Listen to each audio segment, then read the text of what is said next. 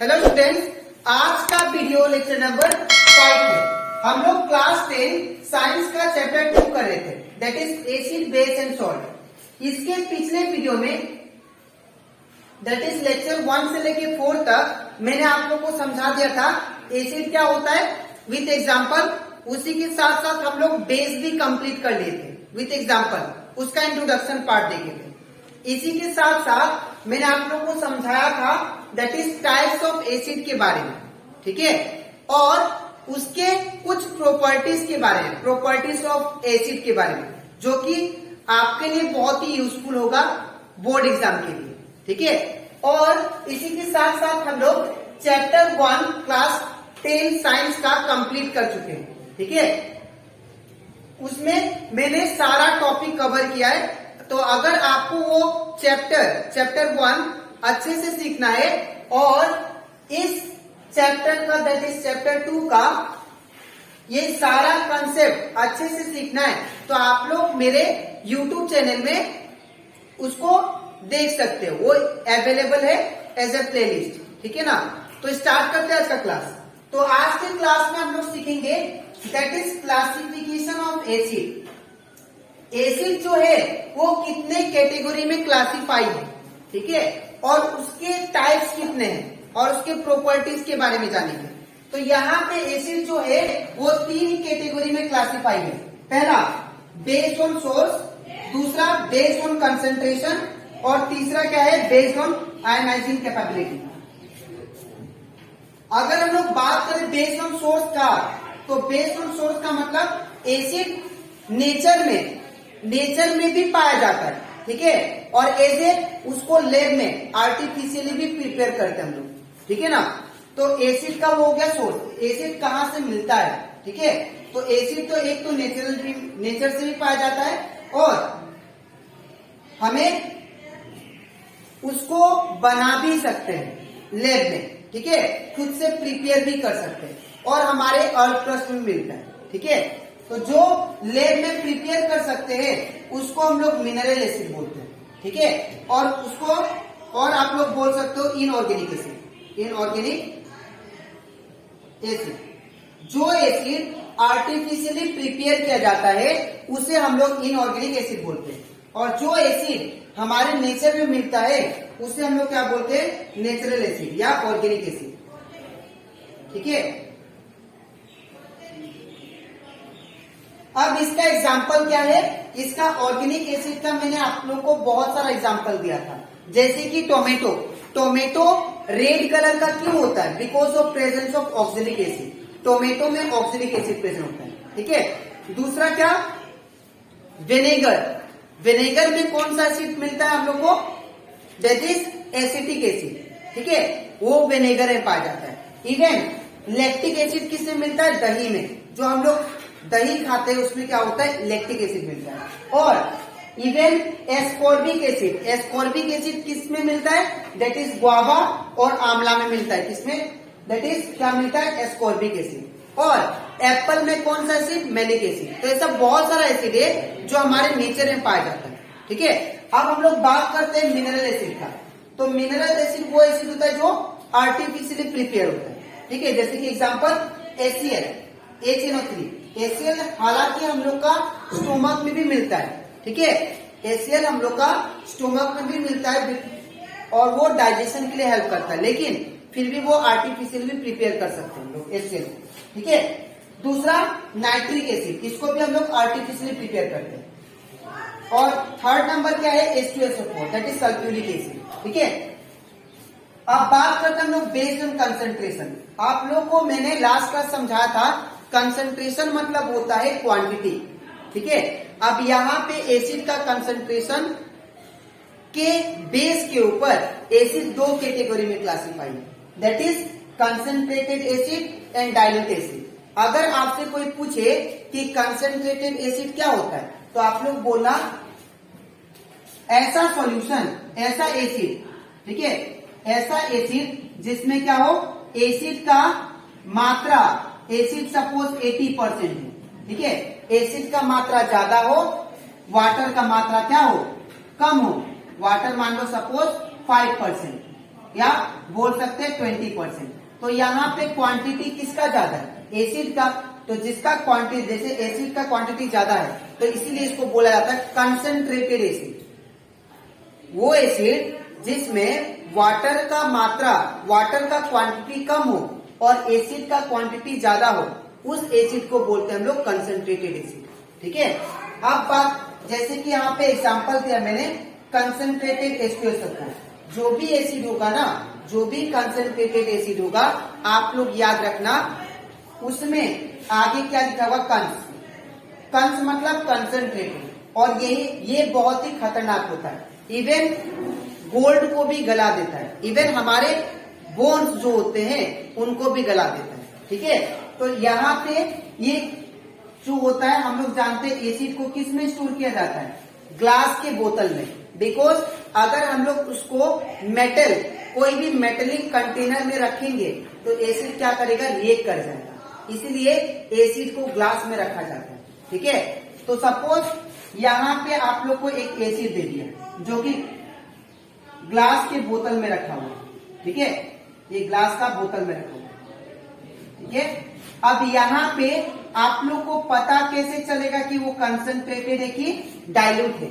तो याद रखिएगा, आप लोग को बोतल में एक स्टिकर दिखाई देगा, उसमें अगर ऐसा लिखा होगा कंस H2SO4, तो याद रखिएगा ये बहुत ही पावरफुल एसिड है। इसमें क्या होगा? कंसंट्रेटेड मतलब इसमें एसिड का मात्रा बहुत ज्यादा है और वाटर का क्वांटिटी बहुत क्या है? कम है, इसीलिए कंसंट्रेटेड एसिड है। ठीक है। और अगर आपको ऐसा कंटेनर दिखाई देगा जिसमें क्या हो, जिसमें यहाँ पे आपको दिल लिखा हुआ, दिल HCl, तो यहाँ पे आप लोग याद रखना डाइल्यूट, दिल मतलब क्या होता है? डाइल्यूट। तो डाइल्यूट एसिड उसको बोलते हैं जिसमें एसिड का क्वांटिटी कम हो। इसमें क्या होगा?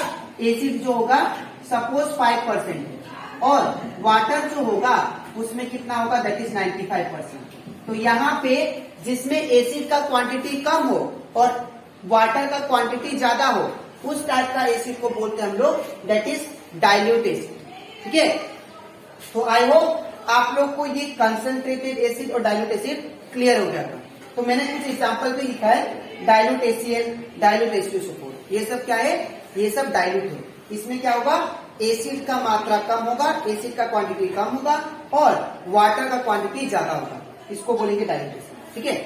अब बात करते हैं based on ionising capability. Based on ionising मतलब क्या होता है? आयोनाइजिंग मतलब होता है कोई भी एसिड अपने आप को कितना जल्दी तोड़ सकता है। ठीक है। कितना आसानी से तोड़ सकता है। जैसे कि मान लो एग्जांपल, अगर मान लेते हैं HCl, तो HCl क्या है? ये एक टाइप का स्ट्रॉन्ग एसिड है। अब ये स्ट्रॉन्ग क्यों हुआ? बिकॉज ये अपने आप को आयोनाइज कर देता है। आयोनाइज मतलब ये अपने आप को तोड़ देता है, स्प्लिट कर देता है चार्जेस में। तो ये क्या होगा? H प्लस और Cl माइनस में क्या करेगा? ये जो एसिड होगा ये अपने आप को तोड़ देगा। तो जो एसिड अपने आप को तोड़ दे उसको हम लोग क्या बोलेंगे? That is ionizing. आयोनाइजिंग मतलब टूट जाना, एसिड का स्प्लिट हो जाना। ठीक है। और उसके ऊपर चार्ज लग जाना, उसको बोलते हैं आयोनाइजिंग। ठीक है।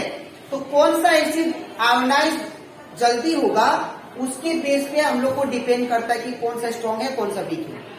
स्ट्रॉन्ग कौन होगा? जो एसिड क्या होगा? जल्दी आयोनाइज हो जाएगा, जल्दी टूट जाएगा, स्प्लिट हो जाएगा। ठीक है। तो यहाँ पे स्ट्रॉन्ग एसिड और वीक एसिड, स्ट्रॉन्ग एसिड उसको बोलेंगे जो जल्दी आयोनाइज हो जाए, एग्जांपल HCl, और वीक एसिड उसको बोलेंगे जो जल्दी से आयोनाइज ना हो, जल्दी से टूटे ना, उसको क्या बोलते हैं? Weak acid. जैसे कि एग्जांपल दिया है एसिटिक एसिड का। ठीक है।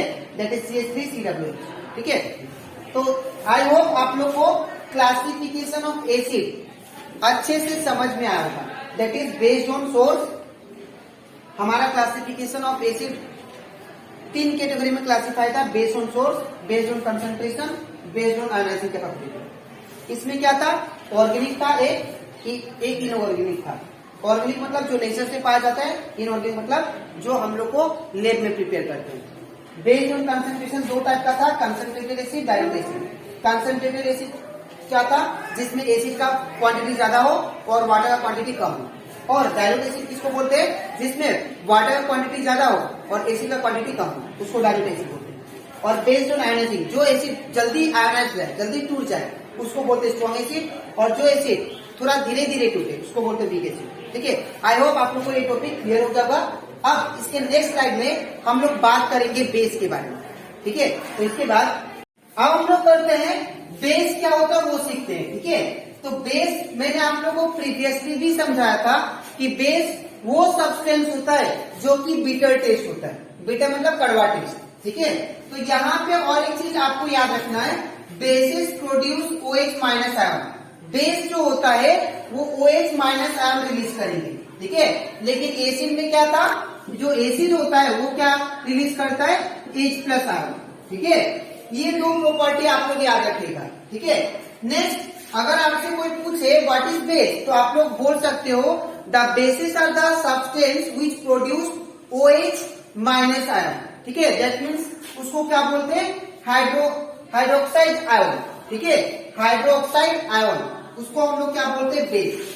अब कुछ एग्जांपल दिया मैंने बेस के बारे में। ठीक है, तो बेस का कुछ एग्जांपल जैसे कि सोडियम हाइड्रोक्साइड। ये जो सोडियम हाइड्रोक्साइड है जिसको हम लोग कॉस्मेटिक सोडा भी बोलते हैं। ठीक है, ये याद रखिएगा, जो वॉशिंग सोप यूज करते हैं ना उसमें यूज होता है बनाने में। ठीक है, दूसरा है पोटेशियम हाइड्रोक्साइड, जो हम लोग नहाने वाला जो साबुन होता है, बाथिंग वाला।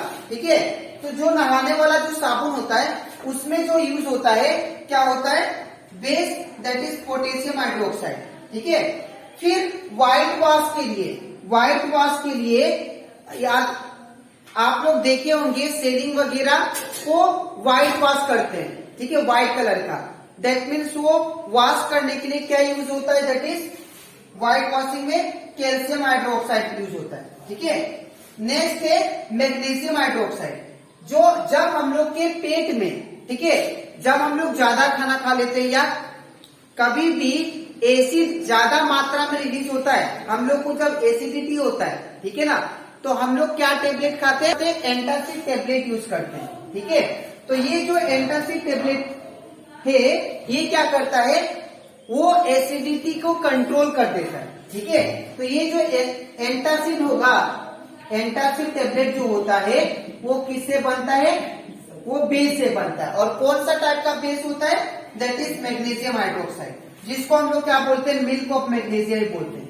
ठीक है, तो जब भी एसिडिटी हो तो हम लोग क्या लेते हैं, एंटासिड टेबलेट। और किसी कौन सा बेस से बनता है, दैट इज मैग्नीशियम हाइड्रोक्साइड और मिल्क ऑफ मैग्नीशियम। ठीक है, तो आज के वीडियो में मैंने आप लोगों को समझाया that is classification of acid के बारे में, और उसी के साथ साथ मैंने बेस के बारे में समझाया। ठीक है, और इसके नेक्स्ट वीडियो में मैं आप लोग को समझाऊंगा बेसिस के प्रॉपर्टीज के बारे में।